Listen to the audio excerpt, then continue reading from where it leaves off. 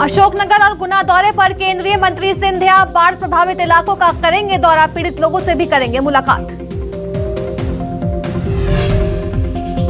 रायपुर में एनआईए की नई बिल्डिंग का उद्घाटन, अमित शाह बोले अब हर प्रदेश में एनआईए। सीएम बघेल ने कहा जल्द ही प्रदेश में नक्सलवाद का होगा खात्मा।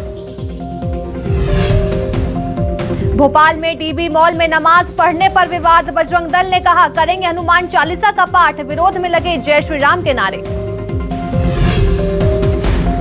समीक्षा बैठक में पन्ना कलेक्टर पर नाराज हुए सीएम शिवराज, जल जीवन मिशन योजना में लेट लतीफी को लेकर जताई नाराजगी, कहा कामकाजी में लापरवाही बर्दाश्त नहीं। भोपाल में बिजली सब स्टेशन में जोरदार धमाका, मीटरिंग इंस्ट्रूमेंट मशीन में ब्लास्ट होने से इंजीनियर झुलसा, गंभीर हालत में अस्पताल में भर्ती। आज गिराया जाएगा नोएडा का अवैध ट्विन टावर, सिविल एविएशन मंत्रालय ने दोपहर 2 से 4 बजे तक नोएडा के ट्विन टावर्स के डेमोलेशन के कारण नो फ्लाइंग जोन किया घोषित, नोएडा के कई रूट भी किए गए डाइवर्ट। पीएम मोदी आज करेंगे 92वीं बार देश की जनता से मन की बात, देश विदेश के लोगों के साथ अपने विचार करेंगे साझा, कई अहम मुद्दों पर देश की जनता से करेंगे संवाद।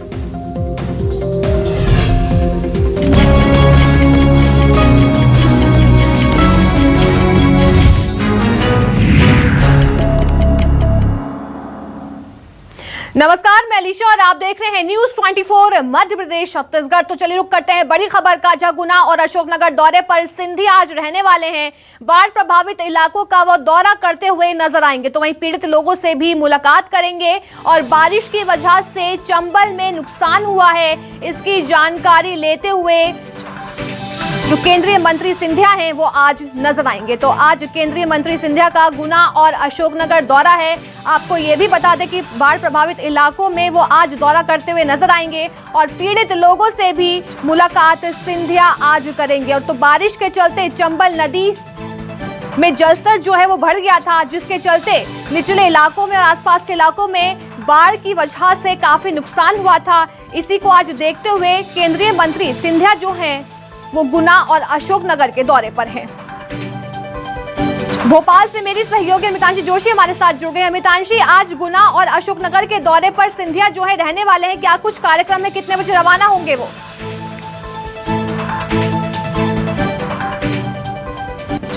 जी देखिए, मैं आपको बता दूं कि सिंधिया का ये जो दौरा है वो काफ़ी ज़्यादा महत्वपूर्ण इसलिए भी माना जा रहा है क्योंकि ग्वालियर चंबल इलाके में अगर हम बात करें तो काफ़ी ज़्यादा नुकसान हुआ है बाढ़ से। मुरैना के और भिंड के आज दौरे पर जो है केंद्रीय मंत्री सिंधिया रहने वाले हैं।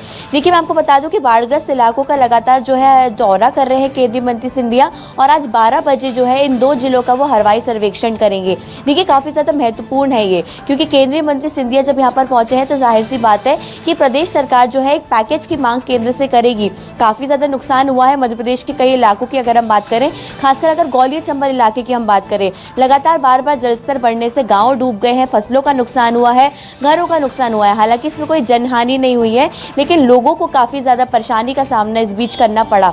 इसी को लेकर केंद्रीय मंत्री सिंधिया 2 दिवसीय दौरे पर मध्य प्रदेश में आए हैं। देखिए, यहाँ पर वो दौरा करेंगे, हाल जानेंगे कि क्या कुछ हाल है बाढ़ग्रस्त इलाकों का, कितना नुकसान हुआ है, उस हिसाब से एक सर्वे रिपोर्ट तैयार की जाएगी और जाहिर सी बात है केंद्र से इसी आधार पर एक पैकेज माना जाएगा। देखिए, मध्य प्रदेश में लगातार जो है बाढ़ग्रस्त इलाकों का सर्वे जारी है। मुख्यमंत्री शिवराज सिंह चौहान भी ये बात साफ कर चुके हैं कि जल्द से जल्द सर्वे जो है वो पूरा किया जाए, उसकी पूरी जो भरपाई है वो सरकार करेगी। लेकिन केंद्र से एक राहत पैकेज मिलने की यहाँ पर पूरी उम्मीद इसलिए भी नजर आ रही है क्योंकि केंद्रीय मंत्री सिंधिया खुद यहाँ पर दौरे पर है। हालांकि वो अपने इलाके का दौरा कर रहे हैं, काफी ज्यादा वहाँ पर नुकसान हुआ है लेकिन उनका ये दौरा काफी ज्यादा महत्वपूर्ण भी माना जा रहा है। आज हवाई सर्वेक्षण के दौरान वो हाल देखेंगे कि किस तरीके से नुकसान हुआ है क्योंकि हवाई सर्वेक्षण से जाहिर सी बातें पता चलता है कि कौन सा गांव कितने पानी में डूबा हुआ है और लोगों का जीवन वहां पर कितना ज्यादा अस्त व्यस्त है। तो इसी को लेकर केंद्रीय मंत्री सिंधिया लगातार जो है अब अलर्ट मोड पर है। आज वो दौरा करेंगे और 2 दिवसीय उनका ये जो दौरा है कहीं ना कहीं मध्य प्रदेश के लिए एक राहत पैकेज की उम्मीद है। जो सिंधिया हैं वो मुलाकात करते हुए नजर आएंगे। अमितांशी हमारे साथ बने रहिए, आगे भी आपसे खबरों पर लगातार चर्चा हम करते रहेंगे। रुक कर लेते हैं एक और बड़ी खबर का, जहां एमपी में बारिश का एक बार फिर अलर्ट जो है वो जारी कर दिया गया है। रीवा, पन्ना, सतना में येलो अलर्ट जारी किया गया। तो वहीं शहडोल, नर्मदापुरम, भोपाल में भी बारिश के आसार जताए गए हैं। तो इंदौर उज्जैन में भी बारिश हो सकती है। तो ये बड़ी खबर है। रीवा, पन्ना, सतना में मौसम विभाग की तरफ से येलो अलर्ट जारी किया गया। तो वहीं शहडोल, नर्मदापुरम, भोपाल में भी बारिश के जो हैं आसार जताए जा रहे हैं। साथ ही साथ इंदौर, उज्जैन में भी बारिश हो सकती है। तो ये बड़ी खबर है, जहां एमपी में बारिश का एक बार फिर दौर जो है देखा जा सकता है, क्योंकि मौसम विभाग ने रीवा, पन्ना, सतना में येलो अलर्ट जारी कर दिया है। मेरी सहयोगी लगातार हमारे साथ बनी हुई हैं। अमृतांशी, देखिए, एमपी वासियों के लिए अच्छी खबर नहीं है, क्योंकि अभी तबाही से जो एमपी के लोग हैं वो उभरे नहीं। इसी बीच मौसम विभाग ने एक और बार फिर मौसम को लेकर, बारिश को लेकर अलर्ट जारी कर दिया है।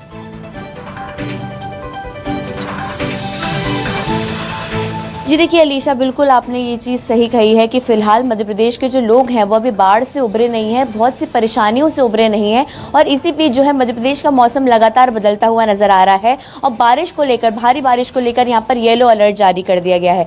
मौसम की अगर हम बात करें तो लगातार मौसम में बदलाव हो रहा है। खासकर रीवा, पन्ना, सतना में आज जो है बारिश का दौर देखने को मिल सकता है। राजधानी भोपाल समेत अगर हम उज्जैन और नर्मदापुरम और चंबल संभाग की बात करें तो यहाँ पर भी गरज चमक के साथ हल्की बारिश के आसार मौसम विभाग ने जताए हैं। देखिए, मैं आपको बता दूं कि 2 दिन से राजधानी भोपाल में तेज धूप का दौर जारी है, लेकिन आज सुबह से ही माहौल में अगर हम बात करें, मौसम में अगर हम बात करें तो ठंडक घुली हुई नजर आ रही है। और कहीं ना कहीं आज ये हो सकता है कि आज दिन में थोड़ी बारिश का दौर देखने को मिले। हालांकि कई ऐसे इलाके, अगर हम इंदौर, उज्जैन संभाग की बात करें, नर्मदापुरम, चंबल की बात करें, छतरपुर, नरसिंहपुर की बात करें, तो यहाँ पर भी जो है बारिश को लेकर हल्की बारिश, बौछारों का जो है मौसम विभाग ने अलर्ट जारी किया है। लेकिन लगातार मध्य प्रदेश का मौसम बदल रहा है और अभी हो सकता है कि बारिश की एक और लहर मध्य प्रदेश में जरूर आए। कहीं ना कहीं एक परेशानी वाली बात ये हो सकती है, क्योंकि लोग फिलहाल अभी बारिश के जो हम कह सकते हैं जो बर्बादी है उससे अभी उभरे नहीं है। लेकिन एक बार ये दोबारा जो है डरा देने वाली खबर है, क्योंकि कहीं ना कहीं मध्य प्रदेश का मौसम लगातार बदल रहा है।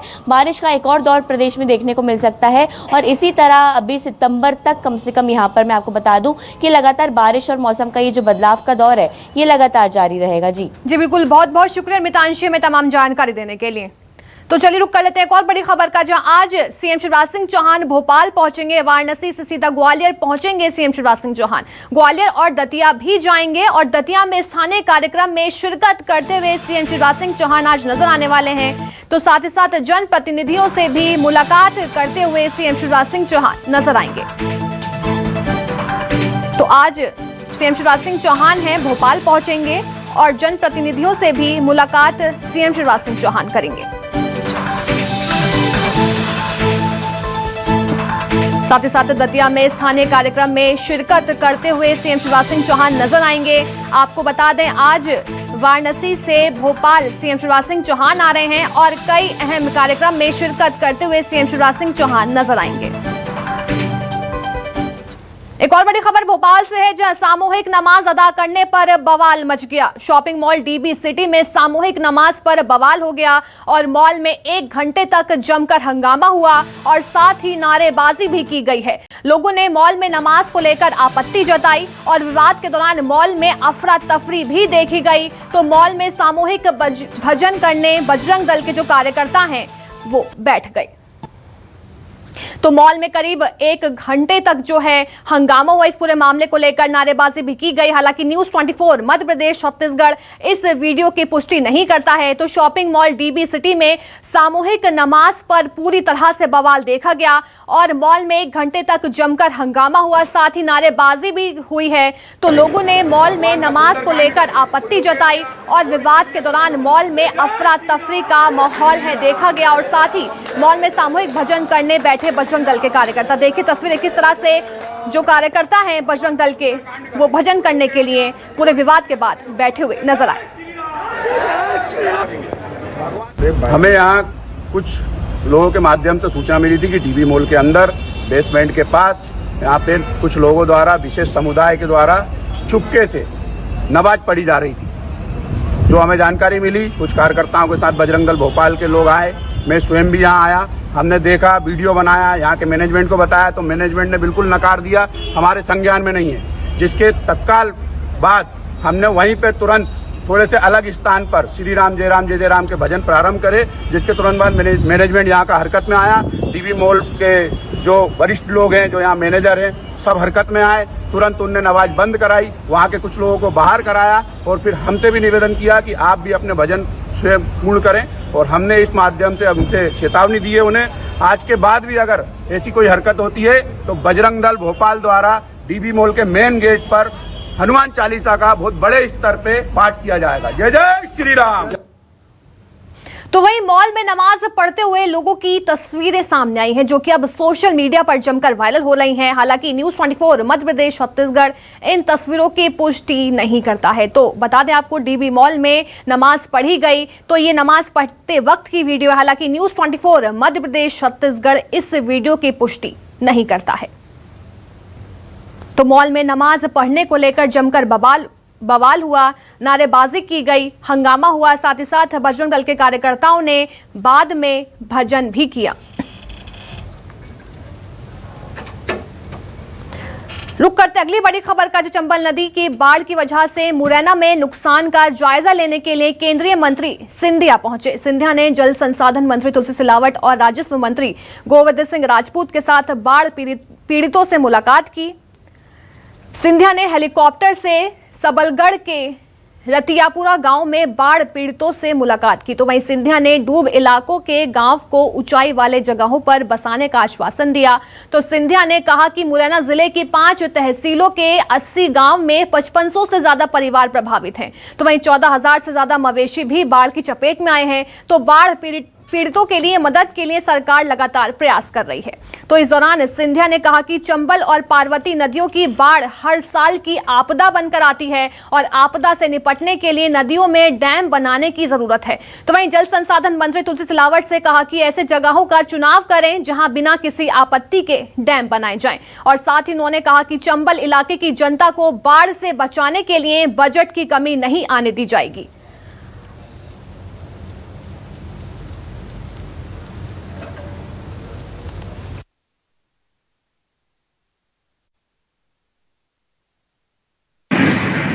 साढ़े 5,000 परिवार मुरैना के 5 तहसील में प्रभावित हुए हैं।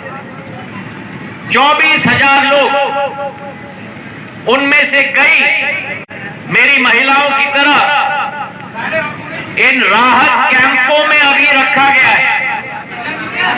और हमारी पूर्ण कोशिश है कि जल्द से जल्द, एक बार वो पानी का लेवल अब नीचे चला गया है, दोबारा गांव में हम अपने क्षेत्र की जनता को हम लोग स्थापित कर पाए। और इसी के साथ हमारी कोशिश है 4 मुद्दों पर। पहला मुद्दा, ये जरा आप नीले शर्ट वाले थोड़े नीचे हो जाओगे, हाँ बस। खबर भोपाल से है, जहां विधानसभा अध्यक्ष गिरीश गौतम एमपी लौट गए हैं। कनाडा से वापस भोपाल लौटे हैं गिरीश गौतम। तो गिरीश गौतम ने न्यूज़ 24 मध्य प्रदेश छत्तीसगढ़ से खास बातचीत की। तो कनाडा में सीपीए कॉन्फ्रेंस में गिरीश गौतम ने शिरकत की थी। तो कॉन्फ्रेंस में कई अहम मुद्दों पर चर्चा हुई। गिरीश गौतम का बयान भी सामने आया और कहा कि दोनों देशों की जनसंख्या को लेकर भी इस पूरी कॉन्फ्रेंस में चर्चा की गई। मेरे साथ इस वक्त मौजूद है मध्य प्रदेश विधानसभा के अध्यक्ष गिरीश गौतम, कनाडा से लौटे हैं। सर, किस तरीके का अनुभव रहा, क्या कुछ दौरे में आपको देखने को मिला और क्या मिला देश के? सीपीए की तरफ से कॉन्फ्रेंस थी 22 से 26 तक। हम भारत के लोग, सारे विधानसभाओं के प्रतिनिधि, हमारे लोकसभा के स्पीकर माननीय ओम बिरला जी के नेतृत्व में हम सब वहाँ गए थे और उसमें विषयवार चर्चा हुई थी, जिसमें अलग अलग विषयों पर कार्यशाला थी। अलग अलग विषयों पर अलग अलग जो प्रतिनिधि थे उनको रखा गया वहाँ पर।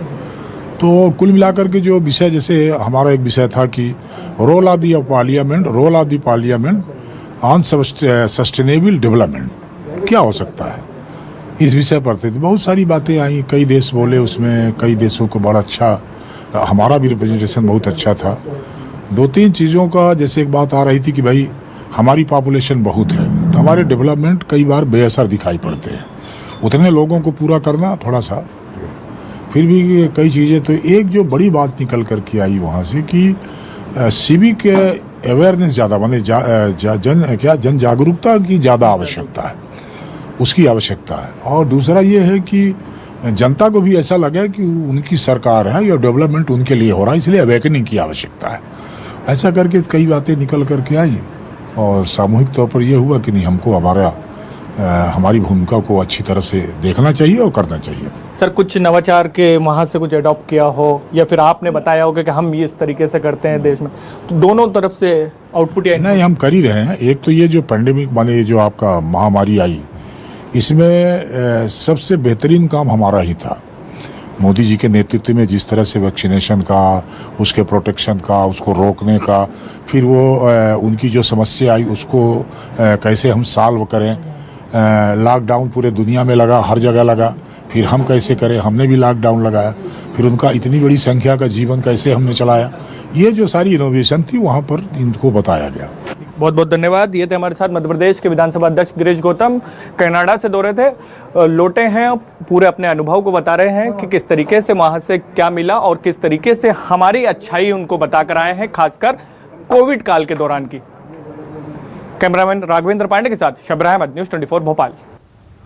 तो चलिए रुक कर लेते हैं कुछ और अहम खबरों का। खबर भोपाल से है, जहां नर्सिंग कॉलेज की मान्यता रद्द होने पर सियासत लगातार जारी है। नेता प्रतिपक्ष गोविंद सिंह का बयान भी सामने आया।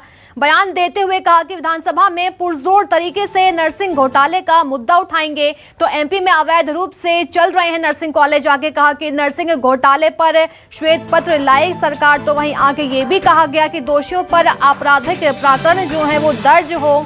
तो बीजेपी की सरकार आने पर एमपी घोटालों का राज्य पूरी तरह से बन गया है। तो वहीं एक प्रिंसिपल 4 नर्सिंग कॉलेजों में नियुक्त किए गए हैं। तो जमकर इस पूरे मामले को लेकर सियासत जो है वो देखी जा रही है।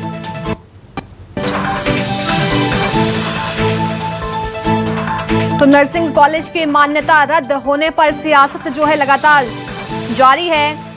नेता प्रतिपक्ष गोविंद सिंह का बयान सामने आया। बयान देते हुए कहा कि एक प्रिंसिपल 4 नर्सिंग कॉलेजों में नियुक्त किए गए हैं। तो दोषियों पर आपराधिक मामला दर्ज हो।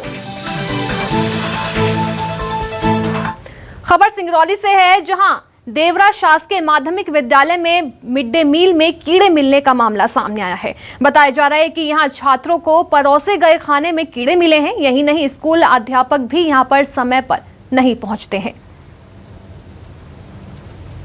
तो स्कूल के टीचर भी यहाँ पे नदारद रहते हैं और साथ ही अध्यापक पर भी यहाँ पर आरोप लगाए गए। तो मिड डे मील में कीड़े मिलने का पूरी तरह से ये मामला सामने आया है।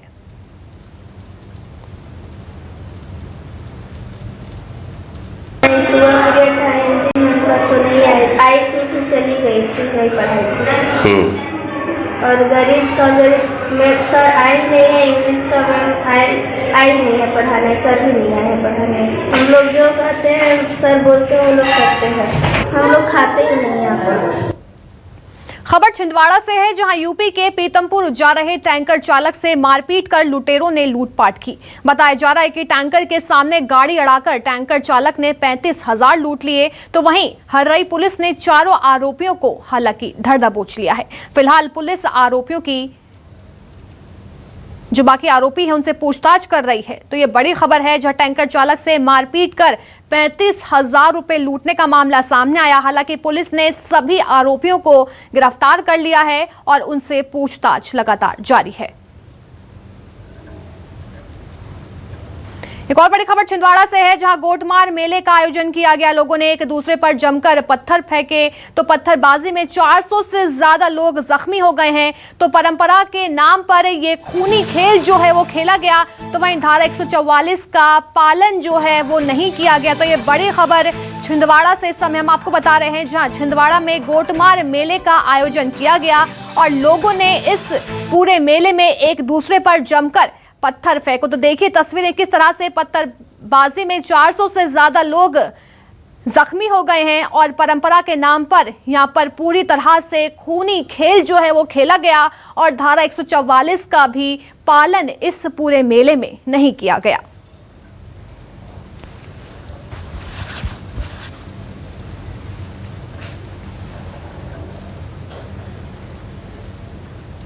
खबर अशोकनगर से है, जहां ग्रामीणों ने पुलिस के खिलाफ अनोखा प्रदर्शन किया। पूरा मामला ईसागढ़ थाना इलाके के ग्राम महोली का है, जहां 5 दिन पहले एक ग्रामीण की 5 भैंस जंगल में घास चढ़ने गई थी। लेकिन जब वो देर शाम घर नहीं लौटी तो ग्रामीणों ने इसकी शिकायत ईसागढ़ थाने में की, लेकिन पुलिस ने ना ही भैंसों की गुमशुदगी की रिपोर्ट लिखी और ना ही एफआईआर दर्ज की। यहां तक कि पुलिस ने भैंसों की तलाश करने की कोशिश भी नहीं की तो नाराज ग्रामीणों ने भैंसों के बछड़ों के साथ एसपी ऑफिस पर जमकर प्रदर्शन किया। तो ये ग्रामीणों का अनोखा प्रदर्शन देखा गया। एक ग्रामीण की भैंस खोने पर जब पुलिस ने एफआईआर दर्ज नहीं की तो ग्रामीणों ने यह अनोखा प्रदर्शन ऑफिस के सामने किया। खबर विदिशा से है, जहां 8 साल के बच्चे की हत्या के मामले में नाराज लोगों ने सिरोंज गुना हाईवे पर चक्का जाम कर दिया। एक सप्ताह से लापता बच्चे की खेत में लाश मिली थी तो मोहन खेड़ी की पूरी घटना बताई जा रही है, जहां 8 साल के बच्चे की हत्या के मामले में लोगों ने चक्का जाम कर दिया। आपको ये बता दें कि नाराज लोगों ने सिरोंज गुना हाईवे पर चक्का जाम किया और मोहन खेड़ी की पूरी घटना बताई जा रही है, जहां एक सप्ताह से लापता बच्चे की खेत में जो शव है वो बरामद किया गया था। इसी बीच ग्रामीणों में आक्रोश देखा गया और ग्रामीणों ने हाईवे जो है पूरी तरह से बंद कर दिया।